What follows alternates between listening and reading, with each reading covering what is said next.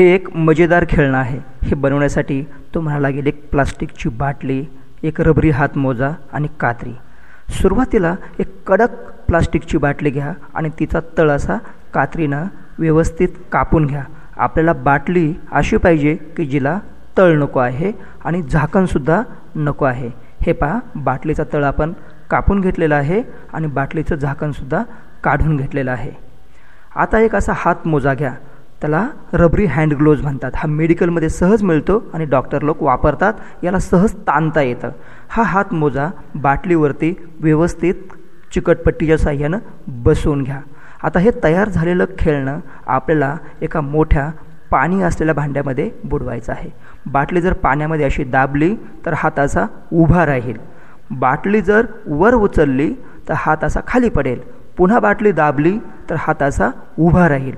काय होतं याच्यामध्ये, जर आपण बाटली खाली दाबली तर काही प्रमाणामध्ये पाणी बाटलीमध्ये जातं. त्यामुळं आतली हवा दाबली जाते आणि ती हवा हात मोज्यात जाते. त्यामुळं हात उभा राहतो आणि ते दिसायला फार छान दिसतं आणि मुलामुलींना याच्याशी खेळायला प्रचंड आवडतं. हे खेळणं बनवायला अतिशय सोपं आहे आणि मुलांना छानपैकी ते आनंद देतं.